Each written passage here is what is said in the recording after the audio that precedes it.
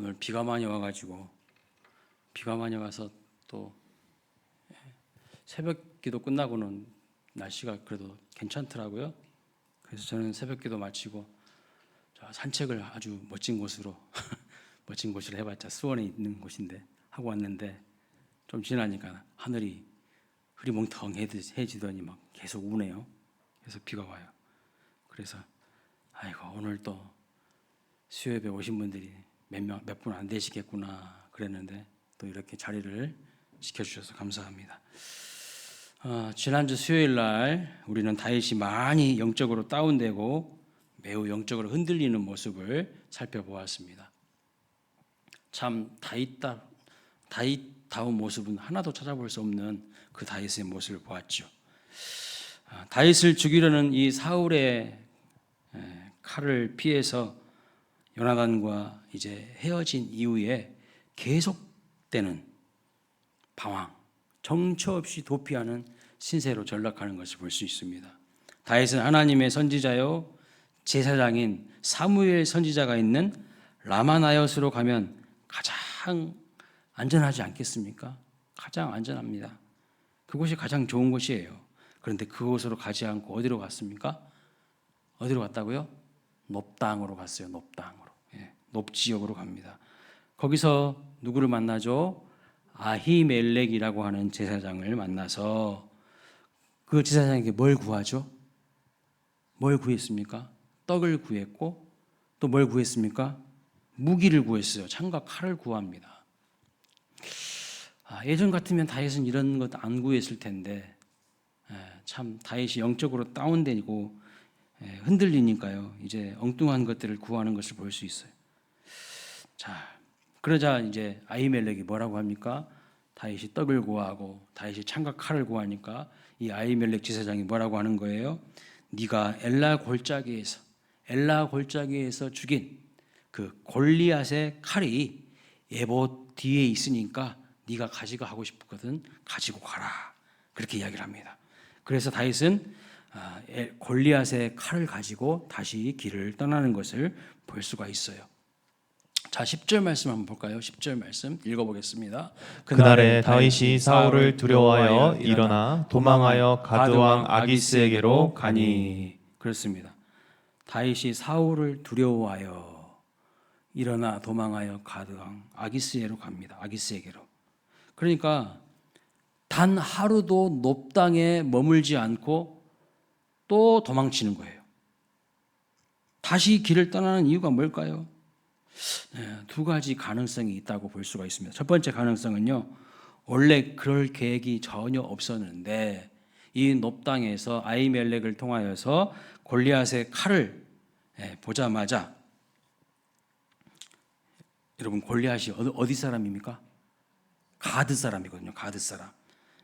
블레셋의 가드 지역의 사람이에요. 그래서 그 가드 사람이지 내가 이 칼을 가지고 차라리 가드왕 아기스에게로 가서 정치적인 망명을 하면, 투항을 하면 내가 환영받지 않을까?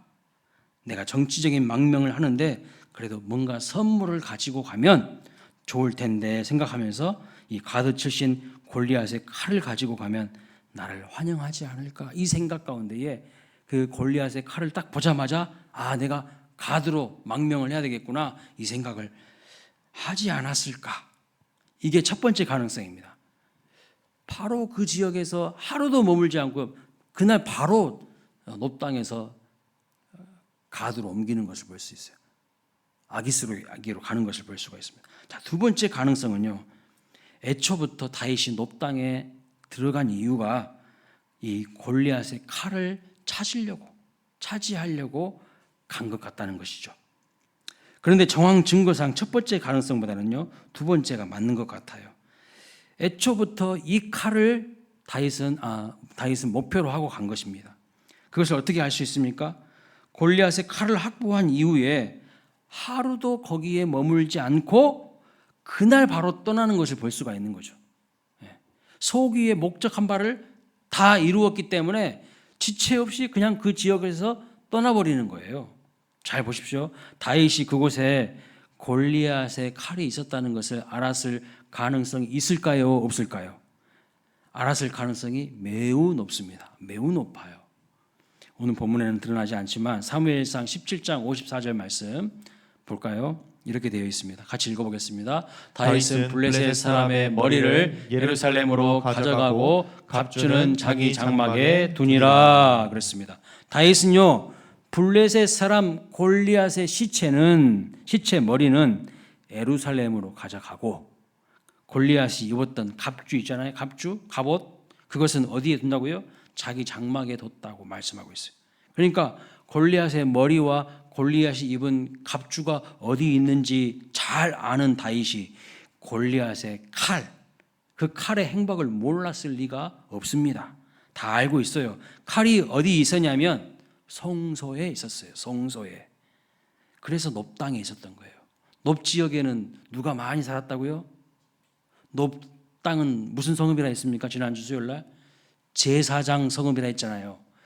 높 땅에는 제사장이 아주 여러 명, 수십 명 살고 있었다니까요. 그 높 땅에 있었어요. 왜 골리앗의 칼을 여러분 성소로 가져갔을까요? 하나님이 골리앗과의 싸움에서 승리하게 하셨으니까 상징적인 의미를 가지고 그 칼을 하나님 앞에다 갖다가 바친 거예요. 하나님이 전쟁에서 승리하게 하셨습니다.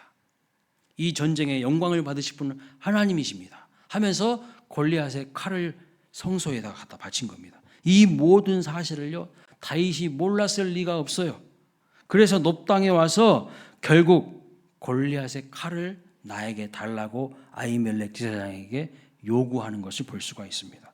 그러니까 처음부터 노골적으로 골리앗의 칼을 달라고 한 것은 아니에요. 다윗과 아히멜렉이 대화를 주고받은 걸 보세요. 3절에 보시면 처음에는요, 뭐 달라고 하죠? 떡 없냐고 먼저 물어봐요. 떡 달라고. 그래서 떡을 딱 주죠. 그리고 또 8절에 보면 또 뭘 달라고 합니까? 아히멜렉에게 창이나 칼이 없냐고, 나에게 그걸 달라고 물어봅니다. 그러니까 진짜 원하는 것은 나중에 이야기하는 거예요. 다윗이 정말 원하는 것은 골리앗의 칼인데 그것을 의도하고 온 건데 처음부터 그거 달라고 한 건 아니에요. 자, 아히멜렉이 뭐라고 합니까? 9절에 보면 내가 엘라 골짜기에서 죽인 블레셋 사람 골리앗의 칼이 보자기에 쌓여서 에봇 뒤에 있다고. 그러니까 그것을 가지려거든 가지고 가라. 가지라고 말합니다. 그리고 여기는 그것밖에 다른 것은 없다고. 당연하죠. 뭐 제사장들이 있는 제사장 성읍인데요. 성소에 무슨 무기가 있겠습니까? 다른 것은 없어. 이 골리앗의 칼밖에 없는 거죠. 그래서 제가 보기에는 다윗이 골리앗의 칼이 어디 있는지 이미 다 알고 높 땅으로 계산하고 간 겁니다. 사실 다윗과 아히멜렉은요, 이번이 처음 만났을까요? 아니면 전에도 만난 적이 있었을까요? 전에도 만난 적이 있어요. 사무엘상 22장 15절에 보시면 아히멜렉이 이런 말을 합니다. 읽어볼까요? 시작. 내가 그를 위하여 하나님께 물은 것이 오늘이 처음이니까 결단코 아니니이다. 아히멜렉과 다윗은요, 구면입니다. 이미 만난 적이 있어요. 그리고 여러 번 만난 적이 있습니다. 그러니까 아히멜렉은 다윗을 위하여서 하나님께 여러 번 물어본 적이 있어요. 그러면 다윗은 아히멜렉을 만날 때마다 뭘 봤을까요? 성소 뒤에 있는 예봇 뒤에 있는 골리앗의 칼을 본 것입니다. 여러분 그림이 그려지시죠? 아히멜렉 제사장을 만났을 때마다 그 성소에 갔을 거 아니에요? 제사장이 어디에 있는 거예요? 성소에 있잖아요. 그 성소에 가서 예봇 뒤에 있는 골리앗의 칼을 계속 본 거예요. 다윗이 어쩌다 우연히 높 땅에 가가지고 골리앗의 칼 있길래 그것을 가드 왕 아기스에게로 가져가는 것이 아니라 애초부터 높 땅에 있는 골리앗의 칼이 생각이 난 겁니다. 그리고 그거 가지고 아히멜렉에게 가서 그 칼 가지고 정치적인 망명을 선택한 거예요. 계속해서 사울이 공격해 오니까 죽겠으니까 이 이스라엘 땅에 있다가는 뼈도 못 추릴 것 같으니까 이제 어쩔 수 없다. 나는 우리나라에서는 못 살아남아. 그러니까 적국으로 가야 돼. 블레셋으로 가야 돼. 블레셋으로 갈 때 빈손으로 가? 그럴 수는 없어. 그럼 뭘 가지고 갈까? 골리앗의 칼 가지고 가야지. 이 생각 속에, 이 계산 속에 정치적인 망명을 선택한 겁니다. 매우 실망스럽지 않습니까? 다윗이요, 영적으로 바닥을 치니까 이제 이런 모습이 드러나는 거예요. 지난주에도 다윗의 인생 막장을 향해서 바닥으로 가는 그런 모습을 보지 않았습니까? 처음부터 계획한 것이거나 아니면 우연히 이 칼을 보고 망명해야겠다고 결심을 했던지 어쨌든 지금 다윗은 너무 불쌍한 상황입니다. 불쌍한 인생입니다. 여러분, 어디로 가는 것이 최선이라고요? 어디로요? 라마나요. 그렇습니다. 라마나요스로 가야죠. 거기로 가는 것이 제일 안전하고 좋아요. 하나님의 교회에 오는 것이 제일 좋습니다. 여러분들은 오늘 수요 예배가 있어서 하나님 보좌 앞으로 오신 것이요, 제일 탁월한 선택하신 것을 믿습니다. 다른 엉뚱한 곳에 가가지고 있어봤자요, 아무런 소망 없어요. 텔레비전 앞에 앉아서 드라마 봐봤자요, 드라마가 우리의 기도의 소원에 응답해 줍니까? 바보 상자예요. 텔레비는 바보 상자. 우리를 바보로처럼 만드는 것이 텔레비입니다. 하나님 앞에 예배 드리는 것이 훨씬 좋죠. 하나님이 그 모습을 기뻐하실 줄로 믿습니다. 그런데 지금 다윗은 거기로 못 가요. 못 가요. 자존심 때문에. 라마나요스로 돌아가면 되는데 그놈의 자존심 때문에, 체면 때문에 탕자처럼 자기 체면 불구하고 아버지께로 돌아가는 것이 가장 좋은 길이지, 가장 안전한 길이지 생각하면서 아버지께로 돌아가는 것이 가장 잘한 것이고 좋은 것인데, 그 알량한 자존심과 체면과 이런 것들 때문에 하나님께로 돌아가지 못하는 사람들이 얼마나 많은지 몰라요. 시편 1편에서 말씀하셨잖아요. 복 있는 사람은 어떤 사람이라고요? 시냇가에 심겨진 나무와 같이. 근데 악인은 어떤 사람입니까? 바람에 나는 겨와 같다고 말씀하고 있어요. 지금 다윗이요, 바람에 나는 겨와 같아요. 정처 없이 헤매고 돌아다니고 있어요. 중심을 하나님께 뿌리 내리지 못하고 있어요. 하나님께 두고 있는 게 아니야. 하나님을 놓치고 하나님을 상실했어요. 그러니까요, 이리저리로 정처 없이 헤매는 그 존재, 그 마음에 하나님을 놓치고 있는 것입니다. 이런 사람들의 특징이 바로 세상의 유행과 풍조를 따라갑니다. 세상의 유행, 세상의 풍조, 세상의 가치관, 세상의 논리에 다 빠져가지고요, 이 대화를 해보면 이 사람이 집사님인지 권사님인지 헷갈려요. 하나님 입장에서 말씀의 근거에서 말을 해야 되는데 맨날 세상 사람들 대변인이야. 세상 사람들 입장에 서서 가지고 교회를 비판해. 교회가 이래서 문제라고. 그게 집사님, 권사님, 장로님 입에서 나올 말입니까? 세상 사람들이 교회를 비판하니까 자기도 교회를 비판하고 있어. 제가 말씀드렸잖아요. 자기 입에 찜뱉기라, 자기 얼굴에 찜뱉기라니까요.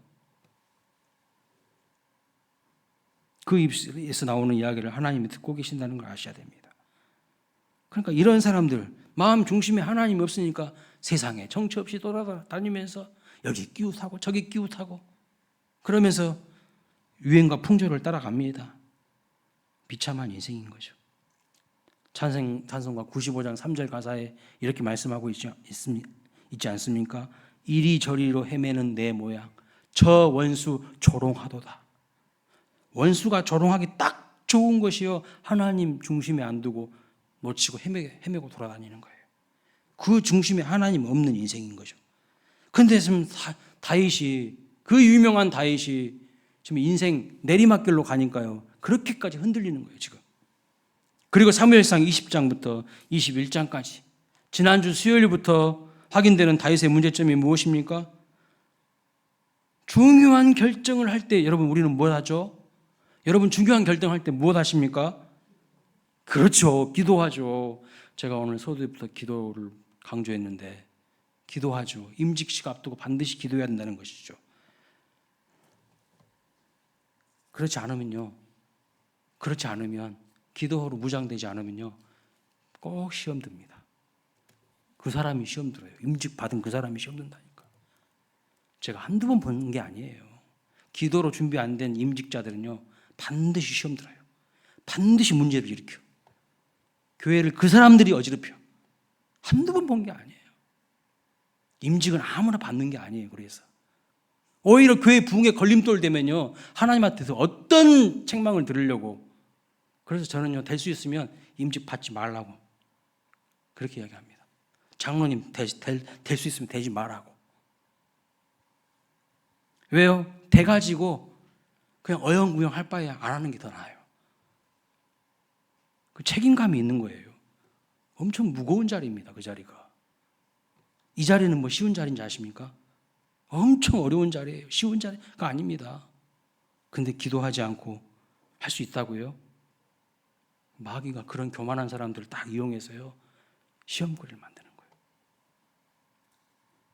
근데 지금 다윗을 보십시오. 정말 중요한 결정을 할 때는 하나님 앞에서 무릎 꿇고 하나님 앞에 부르짖고 매달리고 붙잡아야 되는데, 지금 기도 없이 모든 것을 결정하고 있어요. 다윗의 지금 모습을 보십시오. 자기 기분 가는 대로 하는 겁니다. 기분 가는 대로 했다가는 낭패를 당하고 말아요. 그래서 믿음이 있는 성도는요, 반드시 기도보다 성령보다 앞서지 않습니다. 그런데 다윗이 기도했다는 이야기가요, 눈 씻고 찾아봐도 찾아볼 수가 없어요. 그의 인생에서 기도가 사라졌을 때 그는 라마나요스를 떠나고 말았습니다. 요나단에게 갈 때도 기도했다는 말씀이 없어요. 몹 땅으로 갈 때도 기도했다는 말씀이 없습니다. 몹 땅을 떠나서 가드 왕 아기스에로 갈 때도 기도했다는 말씀이 없습니다. 전혀 없어요. 아무리 찾아봐도 안 보여요. 그냥 자기 기분대로 가는 거예요. 자기 그냥 감정대로 가는 거예요. 자기 머릿속에 계산대로 그냥 가는 거예요. 그러니까 인생 영적으로 흔들리고 내리막길로 가니까요, 이런 특징을, 이런 모습을 보게 되는 거예요. 기도가 없어. 기도가 점점 사라져. 기도가 점점 약해져. 교회가요, 시들시들해지고 부흥하지 않고 쇠퇴하는 교회들의 특징이 뭐냐면요, 기도 소리가 다 주고 있어요. 기도하자고 해도 꿈쩍도 안 해. 그런 교회는요, 가능성이 없어요.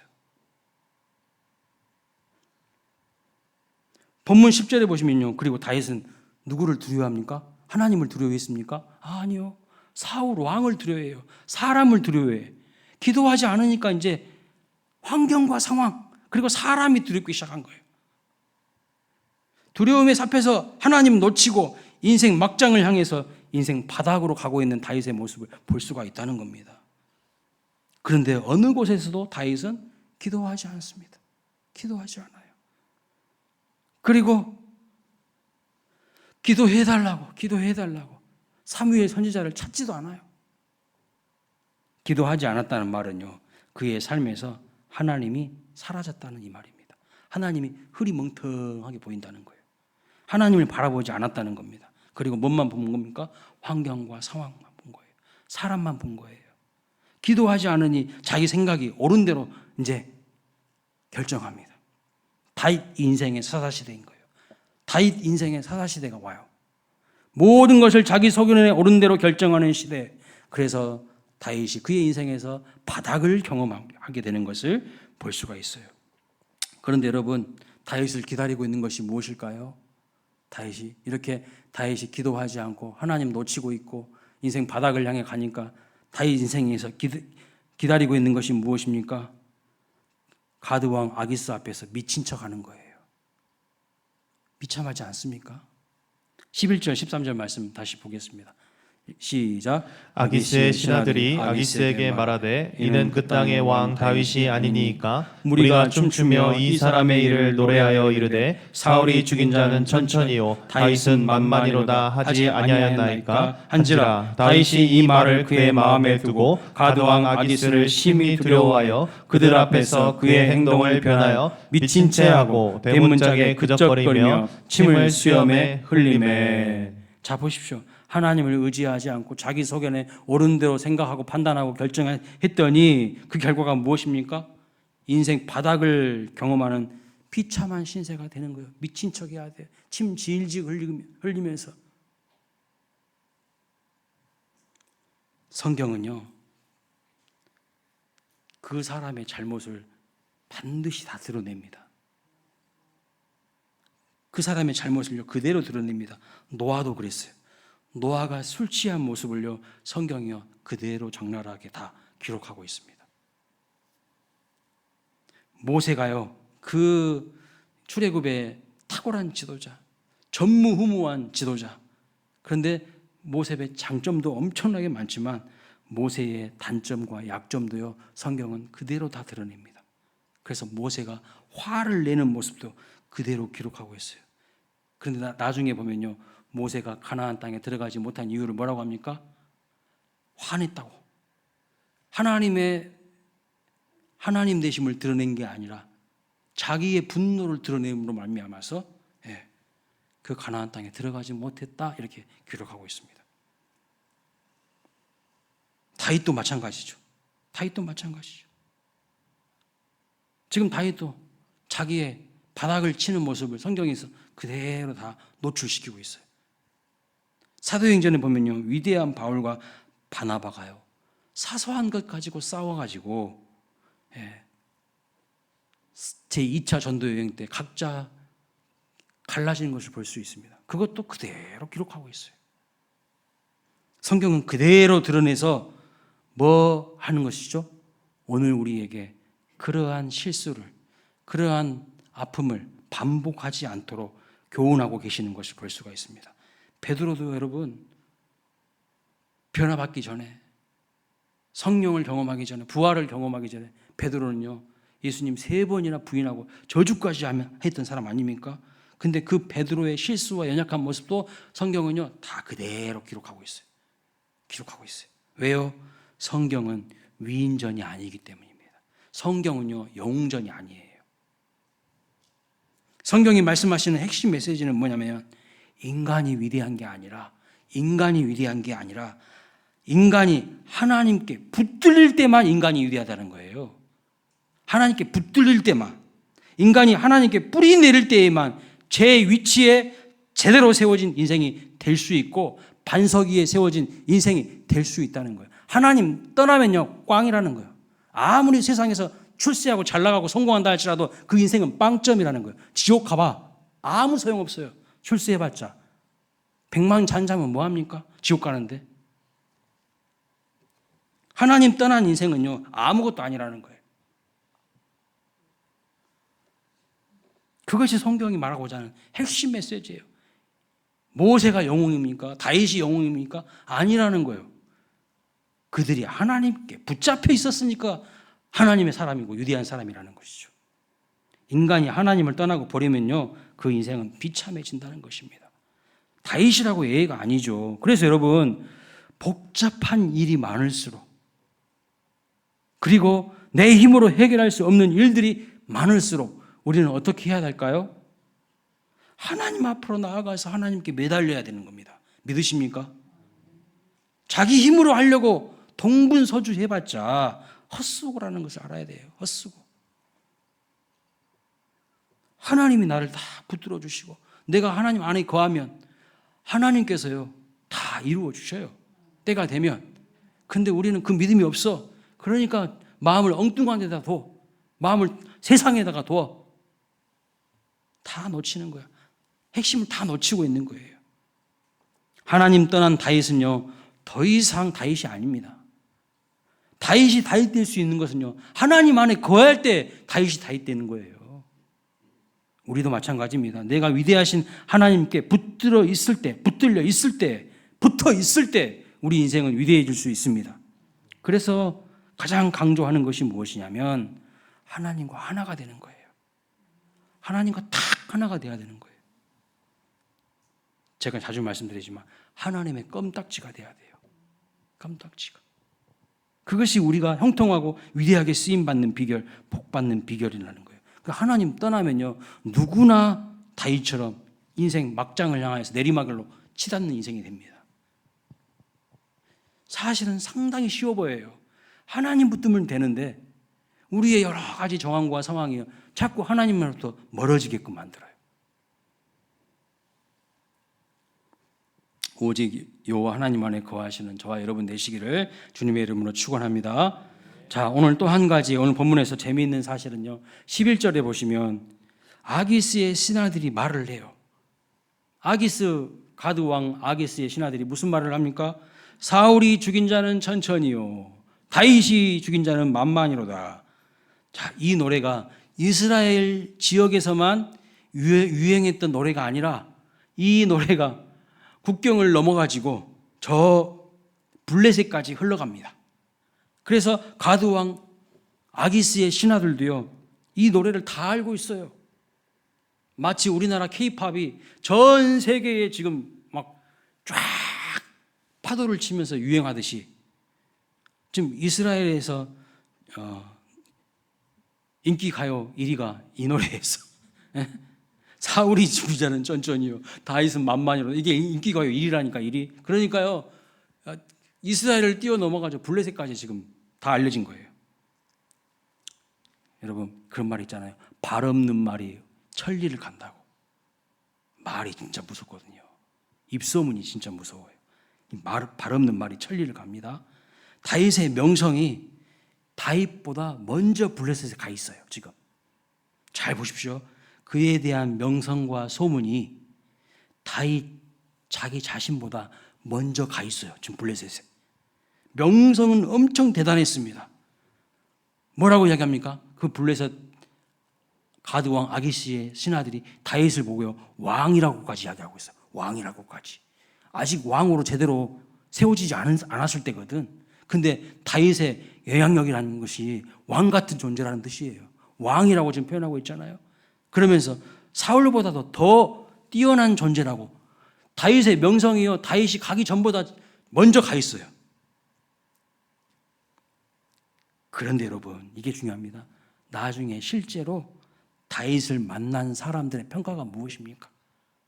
다윗을 만난 사람들의 평가가 뭐예요? 14절 말씀 보세요.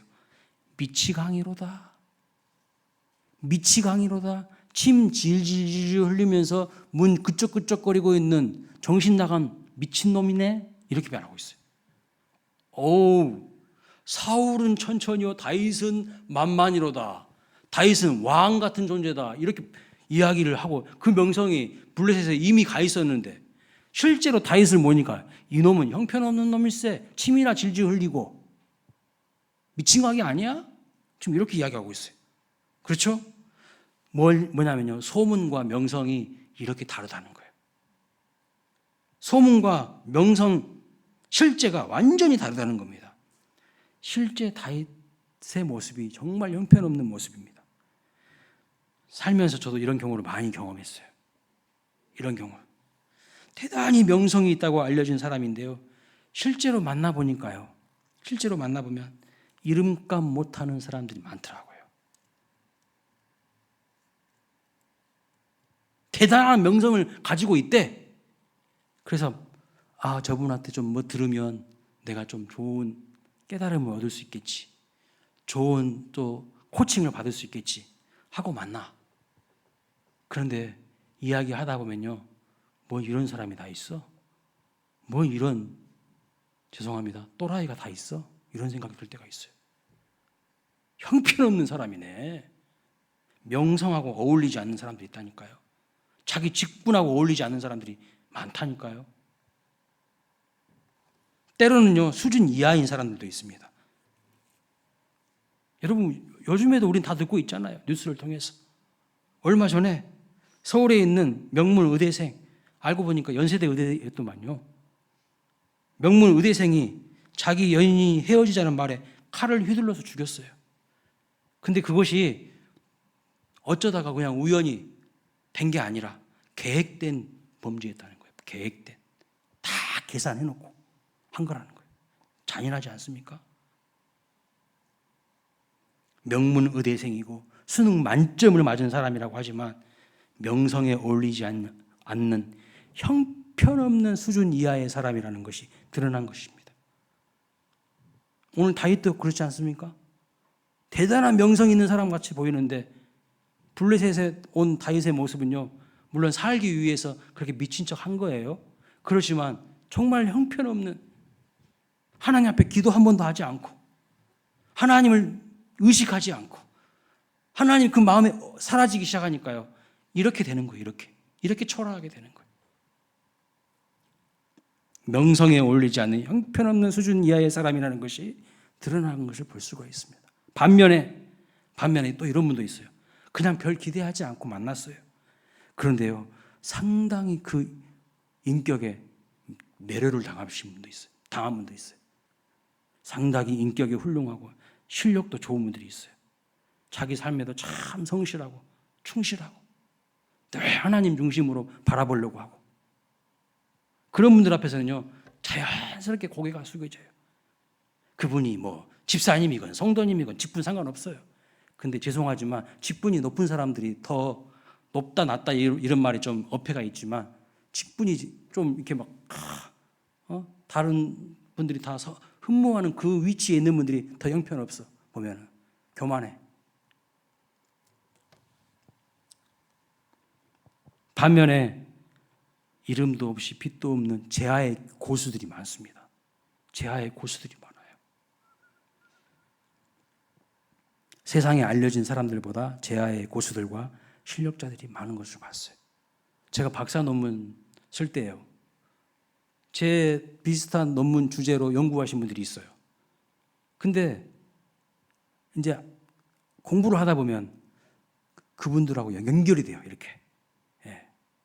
그래서 제가 개인적으로도 이렇게 SNS라도 물어보기도 하고, 메신저로 물어보기도 하고 막 그러는데, 제아의 고수들이 진짜 많더라고요. 세상에는 안 알려져 있지만요, 제아의 고수들, 정말 실력 있는 목사님들, 학자들이 많더라고요. 세상에 알려진 사람들은요, 오히려 빛 좋은 개살구가 많아요. 교회도 마찬가지입니다. 교회에 대한 좋은 소문이 나야 하지만 그 소문보다 실제 교회의 모습이 더 은혜롭고 사랑이 넘치는 교회가 돼야 될 줄로 믿습니다. 중요한 것은요, 명성과 비교해서 현재의 나는 실제로 어떠냐는 거예요. 실제로 어떠냐는 거예요. 그래서 저도 가끔씩 들어올 때가 있어요. 뭐가 들어온 줄 아세요?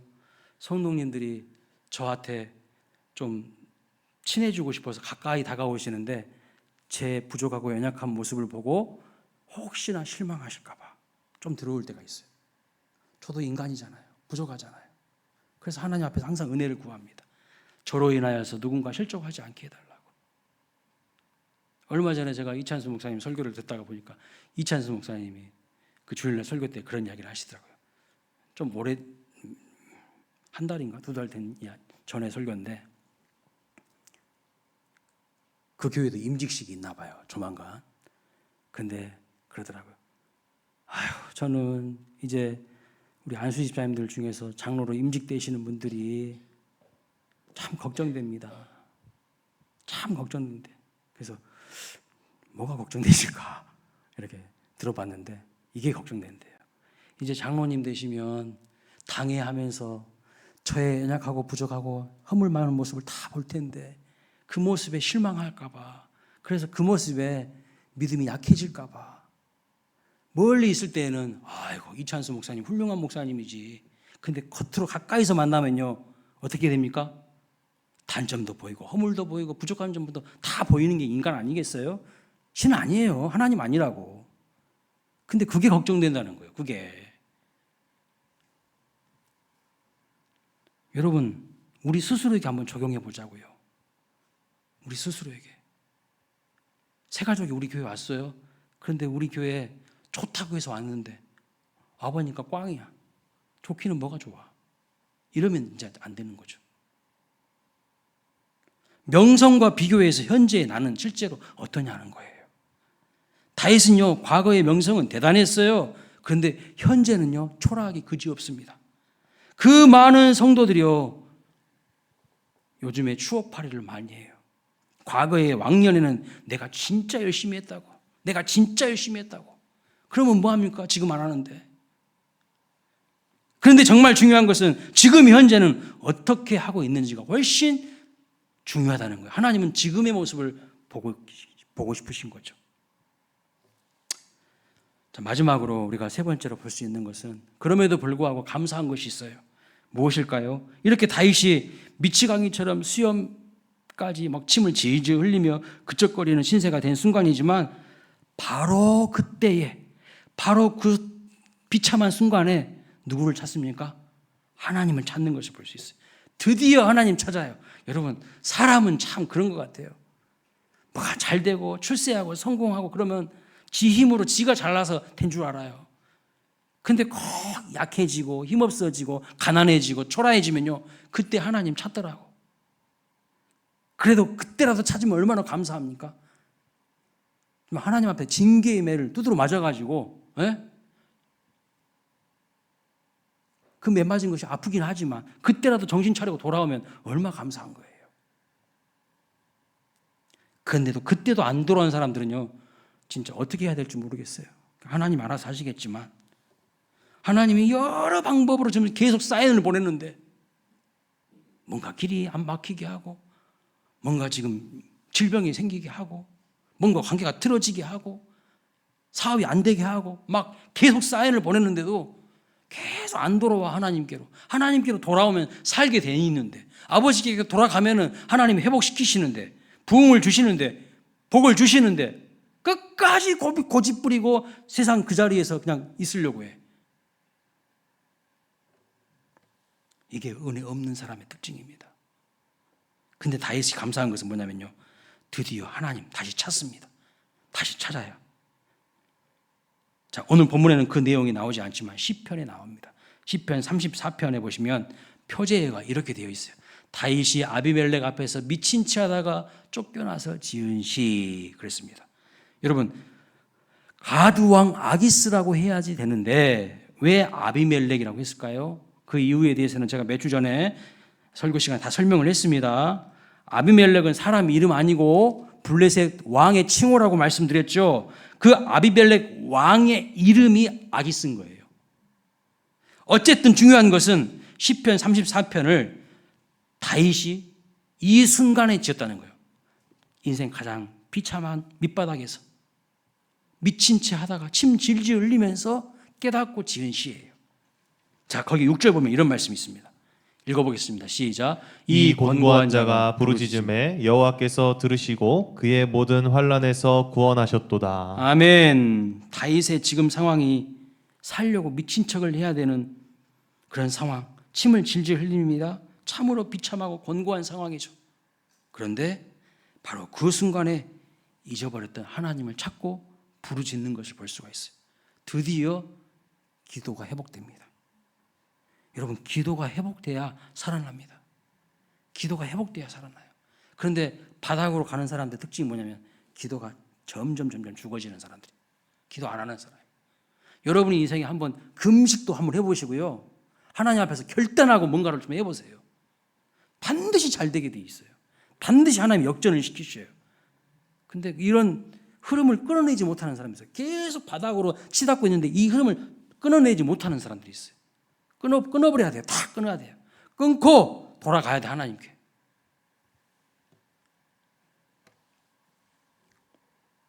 작은 신음으로 하나님, 내 꼴 좀 보십시오. 내 꼴 좀 보십시오, 하나님. 나를 좀 정말 하나님 좀 불쌍히 좀 여겨주십시오. 이게 뭡니까 지금 내가? 다윗은 그 공고한 상황에서 하나님께 피하고 하나님을 의지합니다. 그리고 7절, 8절 말씀 보겠습니다. 읽어볼까요? 여호와의 천사가 주를 경외하는 자를 둘러 진치고 그들을 건지시는도다. 너희는 여호와의 선하심을 맛보아 알지어다. 그에게 피하는 자는 복이 있도다. 여러분, 처음부터 이 지경까지 안 갔으면 가장 좋았겠지만 그래도 인생의 바닥에서 다윗은 비로소 잊어버렸던 하나님을 다시 찾고 부르짖고 있습니다. 바닥이 있더라도 그 자리에서 다시 하나님께로 돌아가면 됩니다. 여호와께 돌아가면 살아날 줄로 믿습니다. 우리는 넘어져도요, 하나님의 사랑은 변함이 없어요. 하나님의 사랑은 변함이 없습니다. 7번 넘어지면 8번 일어나면 돼요. 의인은 어떤 사람인가? 넘어지지 않는 사람이 아니라 7번 넘어질지라도 8번 일어나는 사람이 의인이라고 말씀하셨어요. 우리 인생에서 수도 없이 넘어지지 않습니까? 그럼 넘어졌다고 해가지고 널브러져 그냥 그 상태로 끝나는 것이 아니라 다시 일어나야 돼요. 이게 의인이라고 말씀하고 있어요. 이게 바로 하나님의 사람이에요. 왜 일어날 수 있을까요? 하나님 때문에 일어날 수가 있는 거예요. 하나님 때문에. 나에게는 소망이 없어요. 나에게는 소망이 없음을 정직하게 인정하고 하나님께 소망을 두는 사람 다시 하나님이요 일으켜 주실 줄로 믿습니다. 우리 다음 세대와 자녀들이요 바닥 인생으로 추락하지 않고 정말 젊었을 때부터 하나님의 사랑을 경험하고 하나님께 아름답게 쓰임받는 인생이 될 수 있도록 기도해 주시기를 바랍니다. 너무 늦었다고 생각하시는 분이 혹시 계십니까? 아닙니다. 지금부터라도 오롯이 하나님 말을 확실하게 붙드시는 인생이 되시기를 주님의 이름으로 축원합니다. 먼저 된 자로서 나중되고 나중된 자로서 먼저 될 자가 있다고 말씀하셨거든요. 내가 먼저 됐다고 교만 떨면 아무 필요 없어요. 하나님 즉시 버림받아요. 그래서 우리는 항상 겸손한 마음으로 하나님 의지하는 것이고요. 나중되었다고 열등감과 후회 가운데 살지 말고요. 이제부터라도 항상 하나님을 겸손하게 의지하시기를 축원합니다.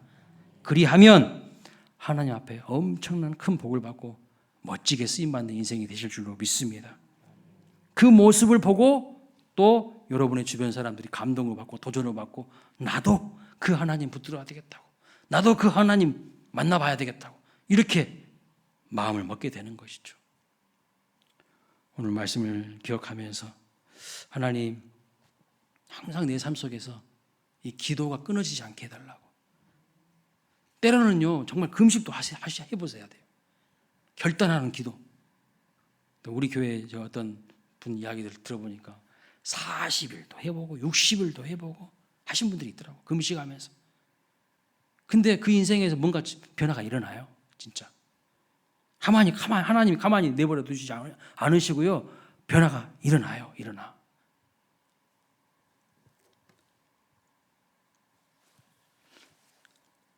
다윗이 바닥으로 가는 그 인생을 통해서 우리에게 교훈이 되시기를 주님의 이름으로 축복합니다.